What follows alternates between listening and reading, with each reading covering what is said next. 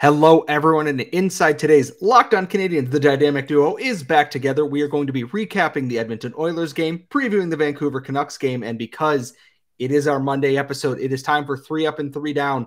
Plenty of prospects impressed this week, plenty of veterans did not, and you're going to have to see who's on our list all inside today's show. Locked On Canadiens, your daily podcast on the Montreal Canadiens.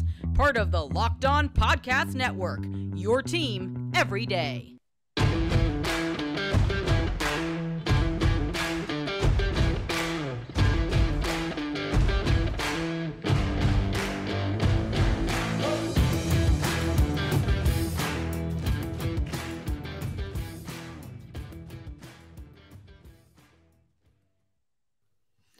Hello, everyone, and welcome to episode 739 of Locked On Canadiens. As always, thank you for making us your first listen of the day. If you are listening to us wherever you get your podcast, and if you're watching us on YouTube, thank you so much for subscribing. Please make sure you ring the bell, tell your friends. If you ring that bell, you get notified every time we post a new video or we go live, which is usually me eating something disgusting. And if you are new here in the last week or so, I am one of your regular co-hosts. I am Scott Matla. I have been on vacation for the last week, and by vacation, I mean sitting at this same desk, just staring at my other monitor, playing Call of Duty for 6 hours a day, because that is who I am as a person.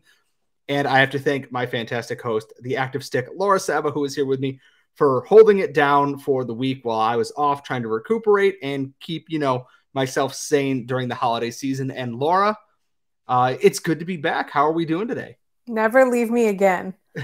Solo hosting's hard, isn't it? It is. It's hard. And I have to say thank you to you because I know you've been stepping up a lot. I've had work trips. I've had life stuff going on. So I do appreciate it. And I appreciate our listeners.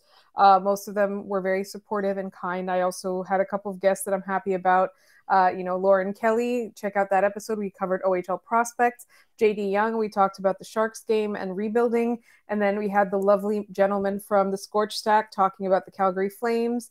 And it was honestly, I appreciate our guests so much, but I'm very happy that you're back and we can get back to our regular schedule. And with our schedule, we have a couple of programming notices before we jump into our Oilers game recap today.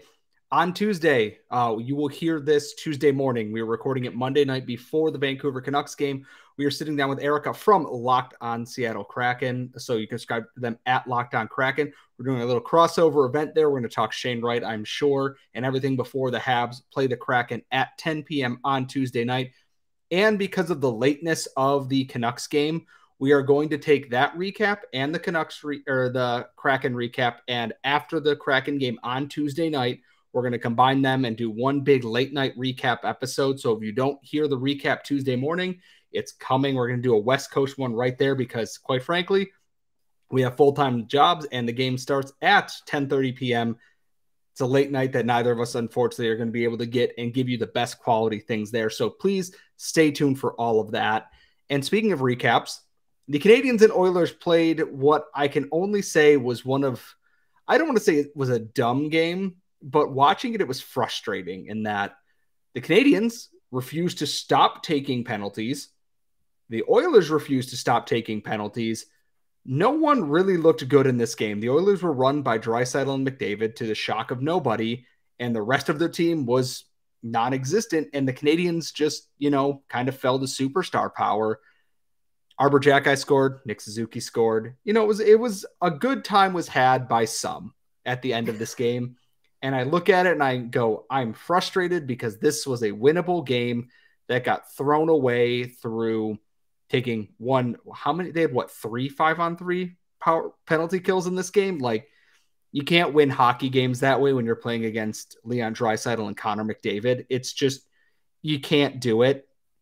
It's another learning experience, and Nick Suzuki took that to heart. But I look at that game and I go, they could have easily won this had they, kept their heads on at least slightly straight at this point. I do want to say, though, I do think the officiating was bad. Yes, it was. I like the way the Canadiens played at even strength. And that's really, really key here, is that they really outplayed the Oilers. And the Oilers have way more issues than we think. Every time the Canadiens play them, for whatever reason, there's a new issue that surfaces. And for me, not being able to dominate the Canadiens at even strength is a huge red flag. If you're an Oilers fan or if you're the Oilers front office, something's wrong there. But the Canadiens obviously didn't help themselves. Like, you know, we were saying, stay out of the box, stay out of the box, stay out of the box. But if you looked at the way that it was called, it was definitely tilted. I'm going to say it's tilted. Whether it was through incompetence or on purpose, I don't know. But there were some, you know, sometimes you would see, I mean, I was on Game Over for the post game, and, you know, we talked about how Connor McDavid was doing blatant diving and being rewarded for it, right? Like, there's stuff like that where you don't need to call them. There's some where, yes, you call it. And then there were some where it was like, okay, well, you just let an Oiler get away with the exact same thing 3 seconds ago. What is the deal here, right? So obviously, if I were Nick Suzuki, I would be very frustrated, and I would throw the puck all the way around down the you know, everybody's like, oh, that's not a mature captain move.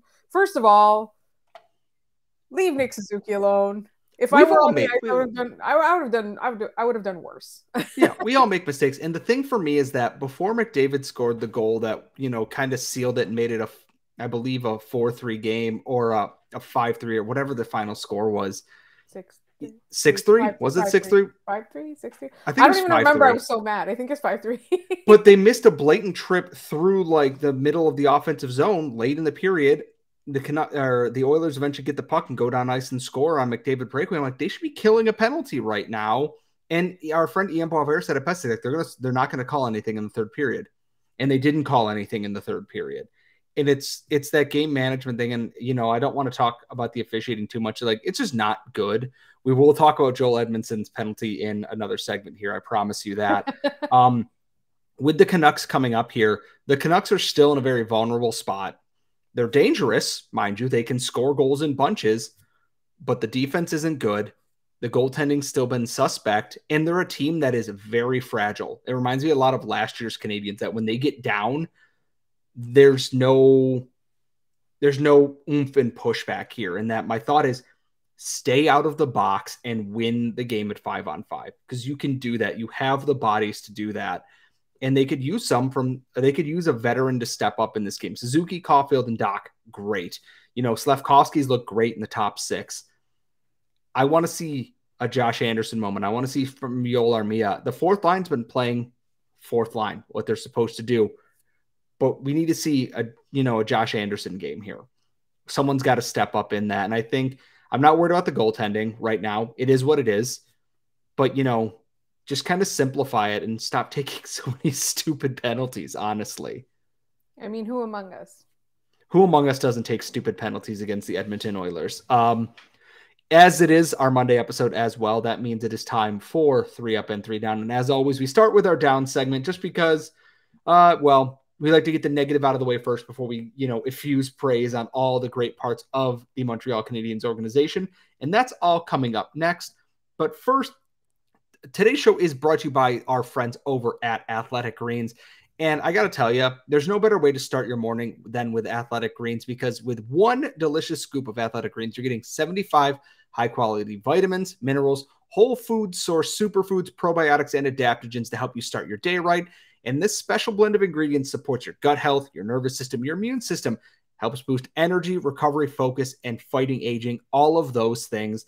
Just one little scoop in the morning. And I got to tell you, it's lifestyle friendly. So if you are dairy-free or gluten-free or doing keto or whatever, Athletic Greens is a fit for that. There's no GMOs in this, and it costs less than $3 a day. And it's, you know me, I love my energy drinks, but it's cheaper than doing that every single morning to help get that boost. And it has over 7,000 five-star reviews, and it's recommended by professional athletes and leading health experts. So folks, right now it is time to reclaim your health and arm your immune system with convenient daily nutrition. It's just one scoop in a cup of water every morning. That's it. And there's no need for a million different pills or supplements to look after your health. And to make it easy, Athletic Greens is going to give you a free 1-year supply of immune-supporting vitamin D, great for those winter months when there's a lot less sunlight, and 5 free travel packs with your first purchase. All you have to do is visit athleticgreens.com/NHL network. Again, that's athleticgreens.com/NHL NHL Network to take ownership over your health and pick up the ultimate daily nutritional insurance. We are back here at Locked On Canadiens, and it is Monday. It is time for 3 Up and 3 Down. As you know, we always get our down out of the way first, just so we can kind of get the stench of the bad off of us last week. And I don't think there's going to be much argument between us on this, and maybe we have a different order of things. My down starting this week is going to be Joel Edmundson, and it was going to be before he took a 5-minute major and game misconduct cross-checking penalty. And I want to touch on that first before I go into everything else about Joel Edmundson, because I think I actually had my most rational take of all time relating to officiating here. I am fine with that penalty call if that was the standard in which the NHL calls cross-checking major penalties. They will not call that a major penalty when it happens 3 times by Monday night. Did he cross-check him in the neck? Yes. It did cause an injury because Hyman hit his head and the visor cut him on his forehead. It's a just penalty for a play that shouldn't be in the NHL. And I understand why people are not calling it that, because we've seen worse. If that is the standard, great. I do not believe the NHL will hold it to that standard, because the NHL is abysmal at doing so. But even before that, some of Joel Edmondson's decision-making since coming back from injury and in the past week has been not great. He's been chasing plays. He's kind of out of position, trying to do a little bit too much. I know there's probably a lot of rust there coming back. I know he didn't play a ton at the end of last season either. But at a certain point, you're scratching guys like Kovacevic and Jordan Harris or Arbor Jacki who aren't showing those same wrinkles in their game that Edmundson or even David Savard are. And I think that's bad news, because I know Joel Edmundson is a leader for this Canadiens team. He's got to show that in his play, and more than just, I'm the guy in the locker room. I want to start seeing a little bit more from him. I don't care if he doesn't put up a ton of points. Stabilize your defensive pairing is all I'm asking for. Caden Gooley shouldn't be doing all the lifting for a guy who is a longtime NHL vet at this point. That's the thing. Like, the problem with everything that makes me angry about Joel Edmundson is that when he does it, the thought that goes through my mind is Joel Edmundson knows better than this, right? You've been in the NHL long enough. You've had enough training. It's every single time. It's Joel Edmundson knows better than this. So that's why he's firmly on my down list.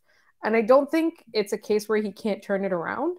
He just needs to chill out and make better decisions. Just make better choices with your life, Joel Edmundson. Make better choices. That's all we're asking. We've seen him be that guy. He was there for that playoff run, and he was a stabilizing presence. And does he miss Jeff Petrie? Yeah. Probably, but a lot of us probably miss Jeff Petrie. Stabilize and simplify. I'm not asking you to be a superhero out there. Make it easier for your rookie defenseman to adjust. And this kind of transitions into one of the other vets on this team that I kind of mentioned in the last segment. I want to see more from Josh Anderson. He hasn't scored in 7 games. It's been almost 100%. A month. He has, I think, 7 points on the season in 22 games and is stapled to a top 6 spot. I love the idea of what Josh Anderson is at his peak. And we have seen him at his peak before, where he is scoring 2 goals a game and he is just unplayable because of his speed and power. I don't see it right now. And if teams are truly actually still interested in this, if you're Kent Hughes, you have to look at this and go, is this a long-term solution or not? And right now, given the way the Canadiens want to play the game, I don't think it is. I love Josh Anderson. He is such a unique package of a player. The inconsistencies are an issue with this team, where that's a spot that, okay, if you want inconsistencies, do you want a Jesse Ylönen or a Raphael Harvey-Pinard or even Juraj Slafkovsky in that spot to learn? And right now, I don't know. I love the power horse. I do. They got to figure out what they can do to get him on track, because his secondary scoring, I think, would help take a lot of pressure off of Caulfield and Doc on that top line there. And I want to see that Josh Anderson back, because holy crap, is he fun. When he's on, he's fun. When he's off, you wouldn't even know he's in the lineup. The thing with Josh Anderson is that he's fast and he's big, but that doesn't necessarily mean he's cerebral. And every other player they're trying to put on this team is cerebral, right? The people they're drafting, the people they're developing, the people they're trading for, whatever they inherited is different. And I think Josh Anderson is just not a hockey, like a smart hockey guy. I love watching what he does, but he's not creative and he's not dynamic, and he's fast, he's skilled. I mean, he's got some skill, but it's not in his mind. And so when you're expecting that from him, he's not going to deliver. So I'm disappointed in him and his performance, yes. And obviously there's a whole lot of stuff that goes into it, but they need to utilize him a little bit better because it is fun to watch him. It's fun to watch him forecheck, and then it's fun to watch him back check because they look the same. And it's fun and it's barrelly and it's, the railroads, like, just taking people out on the way to the goal. It's fun. It's just, I'm not seeing any of that. Like, he's not like a wizard, right? He's not a Nick Suzuki. He's not a Cole Caulfield. He's not a Kirby Dach, which is fine. It's just that you can't expect him to perform like that. Like, Sean Monahan's smart. Like, he's got hockey smarts, right? Not Josh Anderson. So they need to put him in a better position, and he needs to do better. Like, they need to figure out a way to use him to everyone else's advantage if they can't use him to his own. I almost wonder if it's like, I know his game is based off of speed and power, but it's like he's quick to accelerate. So it's like maybe just slow it down a little bit and just try to read the play a little bit. It's like a kid who wants to ride his bike without training wheels and doesn't want to go slow at first and just wants to go down the biggest hill and inevitably crashes into things and shatters their collarbone like Josh Anderson would probably do. It almost feels like it's like, hey, just slow down, because he has shooting talent and we know he can do things, and it's very frustrating. And it's like, I'm not saying I want to, kick him off the team or anything like that before anyone gets mad. It's just, we know he can be better than what he's at right now. And we need to see that. Yes. Just a quick down at the end here. It's the Rocket goaltending is bad. Kevin Poulin gave up 7 goals last night. It was 6 goals and an empty netter in a very strange game in Abbotsford in BC. The biggest thing as I look at this team is they score goals in bunches. Offensively, great. Defensively, everything's kind of bad, and the goaltenders aren't making a save to help anybody out. They traded away another defenseman for future considerations to a Calder Cup contender every year in Chicago. And Justin Barron and Madison Bowie are injured. So there's one more game that I'm watching after this. So we'll see how that goes. Laura, do you have any parting 3 down thoughts before we move into our next segment? No, I'm going to defer to you on the Rocket as I always do. So we will wrap up our final segment. We're going to talk about our 3 ups, and trust me, there's so many options this week that it's very, very hard to pick and choose from. And that's all coming up next. But first, today's show is brought to you by our friends at BetOnline, and they're your number one source for all your sports betting info, stats, news, and analysis. Whatever you could possibly need, you can bet on basketball, you can bet on NCAA football. The college playoff picture is all set. The top 4 teams are ready to go. The NFL's in full swing. Obviously, hockey's in full swing. World Cup, right, is happening currently. English soccer's a couple of weeks away after that. And they're the fastest and easiest way to do everything. So head to their website today. That's betonline.net, and use your mobile device to learn more about the action and the trends. And remember, folks, BetOnline, it's where the game starts. We are back here at Locked On Canadiens. It is our final segment of our Monday episode. And we always like to end on a nice positive note because that is who we are. And it is our 3 up segment of the week. And Laura, I will give you free reign for the second one here, but I think we agree on the first one here. Nick Suzuki is just giving double middle fingers to everyone who said he would eventually regress. Nick Suzuki is, I'm not saying immune to regression, but is doing his absolute best to stave that off, to continue to just dominate as a captain of the Montreal Canadiens. Great goal against the Oilers. I expect him to have a good game against the Canucks defense here. Nick Suzuki, am I right? Nick Suzuki. We love Nick Suzuki. Sorry, is it too late for those of you watching on YouTube? Is it too late to use my hair as one of the downs for the last segment? It's not behaving. No, Nick Suzuki, honestly, like I talked about it on Game Over as well. Like that intensity that he has is just incredible. And every night, we talked about it on this podcast, like we're going to measure the success of the season in watching the future of this team get better. And when you're looking at a player like Nick Suzuki, and obviously with all the naysayers, like you're watching him and you're making sure he's not going to regress to the mean, and he doesn't regress. He's Nick Suzuki. Okay.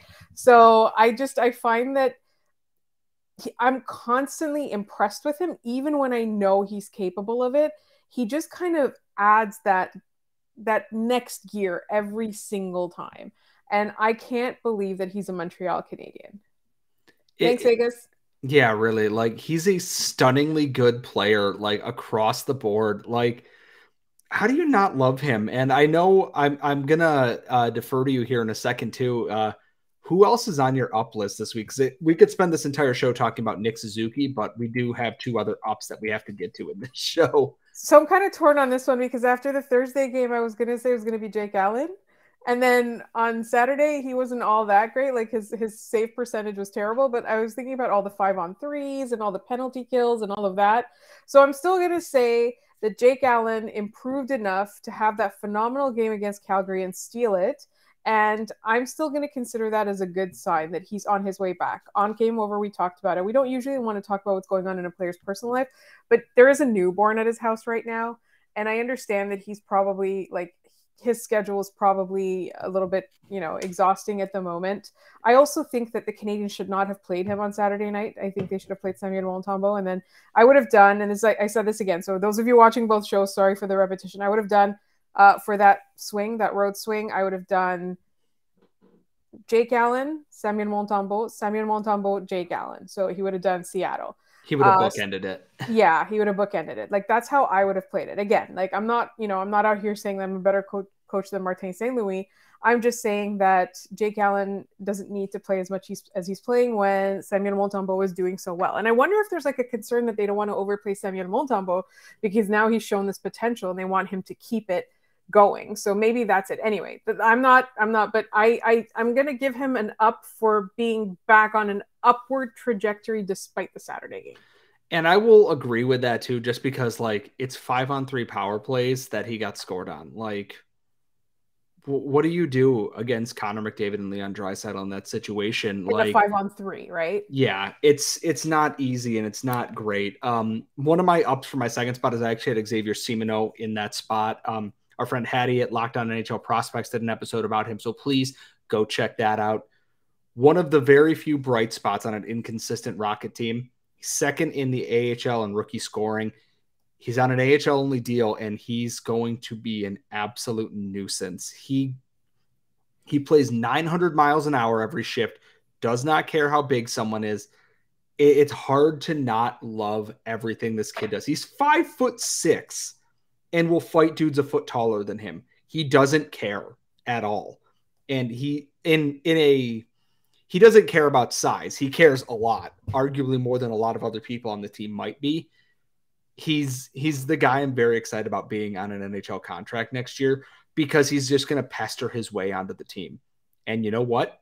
Great, because he's going to just drive goalies nuts. I'm imagining Xavier Simoneau and Jordan Binnington coming together, and it's going to be hilarious because Binnington's going to swing a stick and miss because Simoneau is 5'6", and Simoneau is going to punch him in the stomach or something. To keep on the prospect trend here, I have a split third place one. Wait, can I guess? Yes. Owen Beck and Lane Hudson. It's not Owen Beck, surprisingly, but it is one of our short kings. It is Sean Farrell of the Harvard Crimson, and it is Lane Hudson. Lane Hudson, who continues to be potentially setting a Division I points per game record as a freshman at Boston University. He's outpacing what Cal McCarr did. And I'm not saying Lane Hudson's going to be Cal McCarr, but I am saying Lane Hudson's pretty damn good at hockey right now. And everyone who's listened to this show knows that I have been on the Sean Farrell train since before he was drafted.